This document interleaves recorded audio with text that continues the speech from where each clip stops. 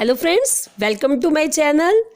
Friends, आज मैं आपको आंट जेनिफर टाइगर पोएम करवाने जा रही हूँ, जिसकी पोइट है एड्रिन रिच।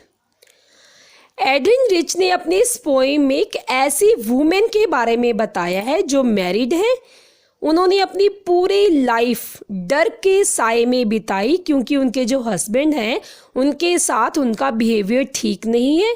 वो काफ़ी उन पर चिल्लाते रहते हैं, किसी ना किसी वजह पर उन पर चिल्लाते हैं, उन पर गुस्सा करते हैं। लेकिन जो आंट जेनिफर है वो काफ़ी प्रॉब्लम फेस करती हैं, और अपनी इस प्रॉब्लम को दिखाने के लिए वो एक क्लॉथ पर एम्ब्रॉयडरी करती हैं, जिस पर वे एक टाइगर को बनाती हैं फ्रीली घूमते हुए। वो अपनी फ्रीडम को याद करते करते टाइगर को ऐसे फ्री में घूमते हुए दिखाती हैं, जिससे हमें उनकी इनर फीलिंग्स के बारे में पता चलता है। This is a beautiful and a symbolic poem written by Adrienne Rich. She addresses the problem faced by a married woman. She has tried to explore the inner feeling of a woman who is living under the dominance of a man. अपनी इस poem में Adrian rich ने एक ऐसे women को दिखाया है जो अपनी इनर फीलिंग्स को दिखा रही हैं क्लॉथ पर एम्ब्रॉयडरी करते हुए, जो एक under the dominance of a man के अंडर है, जो उन पर काफ़ी बुरा व्यवहार करते हैं, जो उन पर चिल्लाते हैं, जिससे उनकी जो लाइफ है वो काफ़ी ख़राब हो चुकी है। In the beginning of this poem, we find Aunt Jennifer creating tiger on a panel or a woolen cloth with the help of an ivory needle. The aunt is embroidering a design comprising of energetic, fearless tiger moving freely around the bright greenery. Poem के शुरू में हम देखते हैं कि aunt Jennifer एक cloth पर woollen cloth के साथ, एक नीडल के साथ यानी सुई धागे के साथ वो एक एम्ब्रॉयडरी कर रही हैं। किसकी? एक एनर्जेटिक फियरलेस टाइगर की। उन्हें घूमते हुए फ्रीली ग्रीनरी में, हरियाली में उन्हें घूमते हुए एक टाइगर को दिखाया अपनी एम्ब्रॉयडरी में। She is living a life in which she is always agreeing on the demand and command of her husband. वो एक आंट जो है वो एक ऐसी लाइफ को जी रही है जिसमें उनकी पूरी लाइफ अपने हस्बैंड के डिमांड्स, उनकी कमांड सुनते हुए निकल गई। She does not enjoy the freedom to do anything as her wish. अब उन्होंने अपनी पूरी लाइफ में कभी भी ऐसा पल नहीं जिया, एक फ्रीडम भरा जो पल नहीं जिया जैसा वो चाहती थी। The pattern of bright tiger reflect her inner desire to live a life of freedom.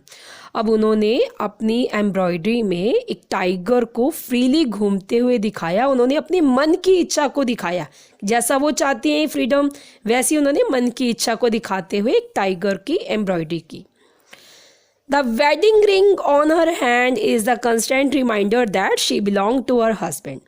अब उन्हें वैसे तो पूरी ज़िंदगी कभी भी फ्रीडम की लाइफ जीने को नहीं मिली, लेकिन अगर वो ऐसा करना भी चाहे तो ये उनके जो हाथ में वेडिंग रिंग है ना, ये उन्हें याद दिलाती हैं कि वो एक हस्बैंड को बिलोंग करती हैं, जिसकी बात उन्हें माननी होगी। इसलिए वो पूरी लाइफ कभी भी फ्रीडम में नहीं रहती।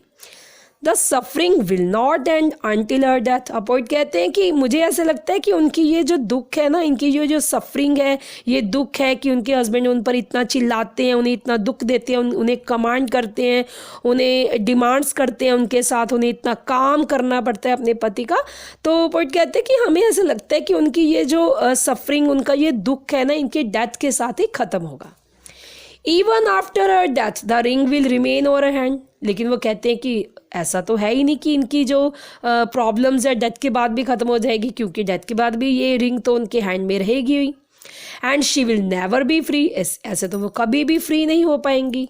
On the other hand the tiger that she is embroidering will continue to move around freely for ever.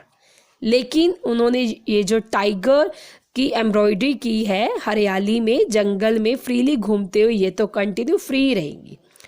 To move around freely forever, thus we can conclude the poetess has well presented the irony of an ant creation, the tiger and the imagination to get freedom in her life.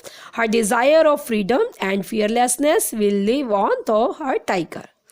अब हम इसका conclude ये निकाल सकते हैं कि इसमें poet ये कहना चाहते हैं कि वो आंट है जो वो अपनी पूरी लाइफ में कभी भी फ्रीडम की लाइफ को नहीं जी पाई, इसलिए वो कहती हैं कि शायद उनकी डेथ के बाद भी उन्हें कभी फ्रीडम की लाइफ ना मिले, लेकिन उनकी डेथ के बाद भी जो इनकी जो इमेजिनेशन है, जो अपनी इमेजिनेशन से उन्होंने क्रिएशन की थी टाइगर की फ्री में घूमते हुए, वो उनके बाद भी ऐसे ही रहेंगी।